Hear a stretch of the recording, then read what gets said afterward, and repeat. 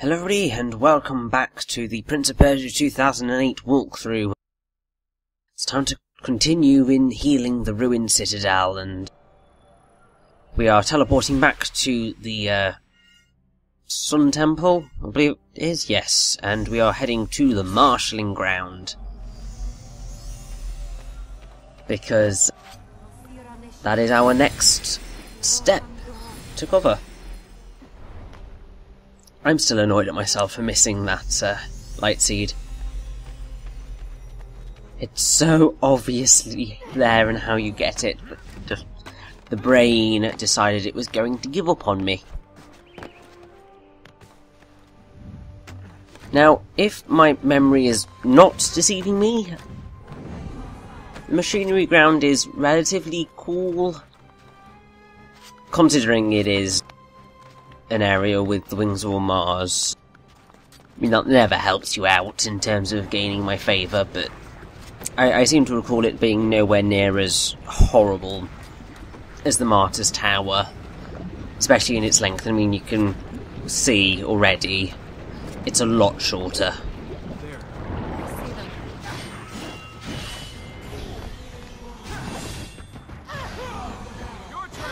Now we're actually kind of almost a quarter of the way through the game. I mean, I know I said that we had quite a ways to go, and I mean, we still do. 3/4 of the game is a pretty hefty amount to remain. But in the grand scheme of things, that's quite a decent chunk. I think it's also around this area where we're going to start to find out more about the Hunter and exactly why he is so vile as a corrupted. And you'll begin to see why it's been said that he is the most evil of all of the corrupted. And if Alaka and the Prince don't discuss it in this particular fertile ground, then they're certainly discussing it in the next one, which is actually one of the biggest puzzle fertile grounds in the entire game. Because although the majority of the fertile grounds are pure platforming challenges, there are the odd few which are very heavily puzzle-based. And our final ruined citadel fertile ground is one of those puzzles. And it's not the most difficult of them, but it's still quite hard. Maybe we should go across while it's safe. Settle down, find a girl, adventuring will kill you. I think my mother was right. Corruption, corruption, corruption. No, Armin's not really into variety, is he? And no, he isn't. And to be perfectly honest, this game isn't really up for variety in terms of its overarching gameplay. But I'm not going to complain about that, because there has been enough dissent. I don't know if that's quite the right word to be using in this situation, but I'll use it anyway, against this game for its lack of variety in gameplay. I want to try and do something a little bit new. Show off why this game is better than a lot of people say it is. And just kind of prove that even if it is mechanical and relatively automatic, it's still fun enough.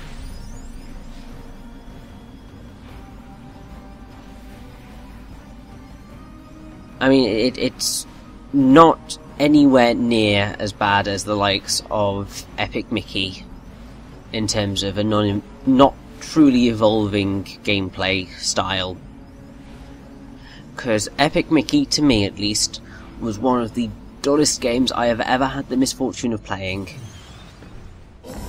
I really did not like it, and part of that was because the gameplay was just so dull. It was even duller than this, and even less imaginative than this, and that takes effort.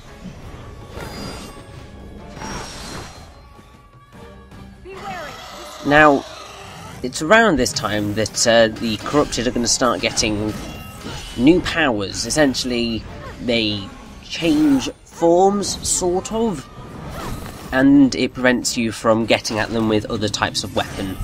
So if ever a corrupted turns blue, then you have to use sword to attack them, otherwise you will get hurt, or Elika will get hurt and incapacitated until you run over to her. Obviously, it is possible to end up with a magic Elika only type shieldy thing, and also a gauntlet only shieldy thing. But I will say that the sword one is definitely the most well, the sword and the magic are the most easy to avoid and deal with, because, I mean, particularly the magic one, because Elika's got a very strong reach. Yes. Thank you. Why just stone? I've seen cities with golden roofed palaces, painted temples. There was color here. The uniforms of the soldiers I have to say, decorated and drilled. I do like the fact that this game is mostly colourful. I mean, obviously you have the dark, gritty, unhealed areas, but once it's kind of been healed, it's quite beautiful. I mean, there's one in particular in the Vale, I think it is, that's absolutely gorgeous. And there was no longer a reason for the traders to come. But colour in video games is always good by me, and to be perfectly honest, that's why I generally stick to Nintendo titles. Just because I like colour. It makes you happy. And also, having a lovely art style is generally infinitely more preferable to realistic graphics. To me, at least, because it ages better. I mean, even though you can kind of see flaws in these designs and the art style, it's aged remarkably well from way back in 2008. I mean, it sort of does still hold up today. It's not obviously as well rendered, but it still looks good. Tell me about this thing. Why do they call it the Hunter? Legend has it he was a prince who lived for the hunt. After he'd run out of things to trap and kill, he sold his soul to Ahriman in return for a chance to become a hunter of the deadliest animal, man. Picked the wrong man this time, didn't he? He's not dead yet. So, yeah.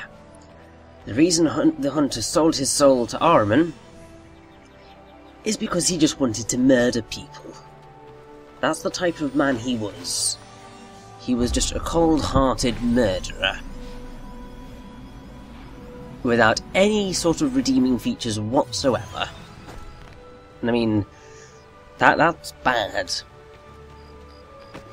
Like, pretty much all the other corrupted have some sort of redeeming feature. I mean, it's not necessarily completely redeeming, but more so than anything the hunter has going for him, which is precisely nothing.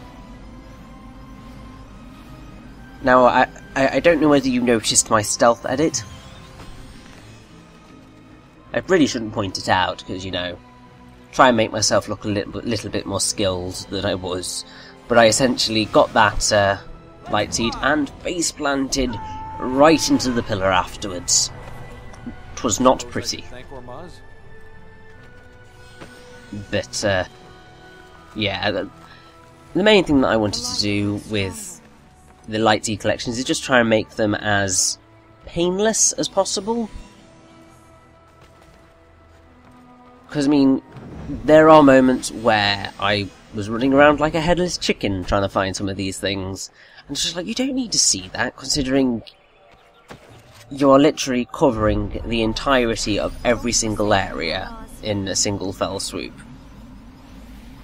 You don't need to see things again and again and again, even though I am sometimes showing the paths to and from locations multiple times as I move as I have to get to them.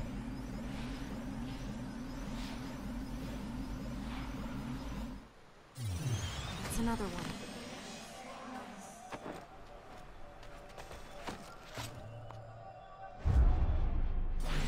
Now, thankfully, as I said, this particular area, the marshalling ground, is really nice in its brevity. Especially after that rather lengthy thing that was the Martyr's Tower. Can't say that the next level's not going to be short. I think, if I recall correctly, it's actually rather long. Want to rest for a while?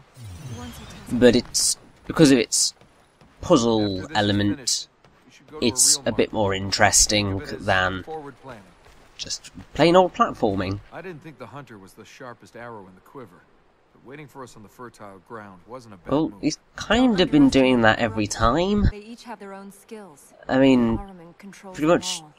every single corrupted waits for us at the fertile ground. It's kind of what they do. I haven't sold my soul.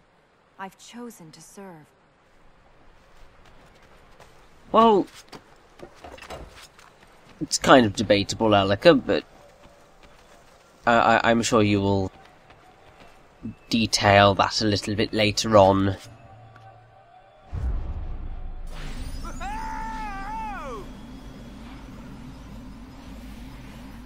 Now you see, this is why this is a lot nicer than the Martyr's Tower, because the use of the Wings of Mars is just very brief. You spend very, very little time using it, which just makes things a lot nicer to get through. You're not kind of flying around for absolutely ages, which thereby increases your chances of flying into something, which in turn means that you are likely to die and then have to do the entire string of flying all over again. Thank you.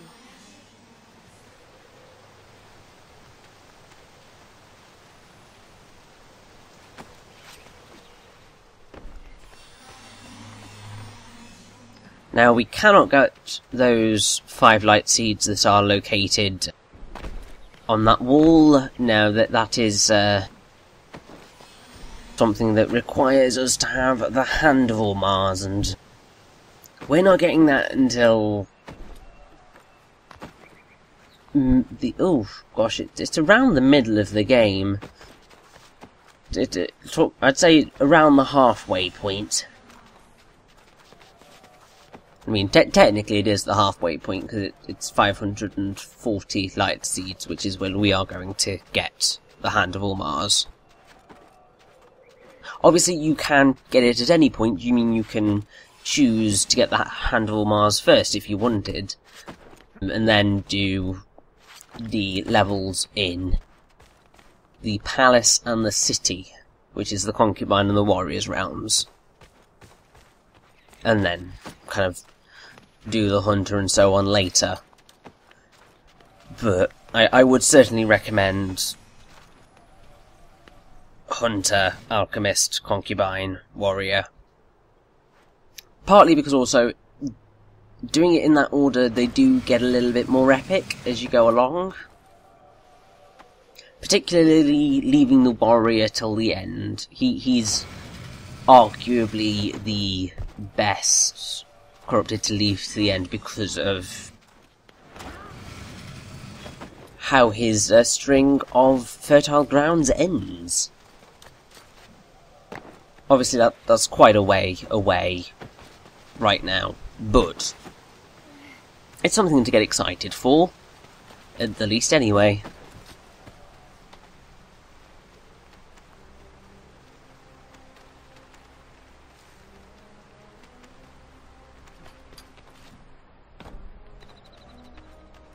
And so here we go, time to do our final sweep of this particular part of the area, and then we can, you know, get to the final fertile ground of the Citadel.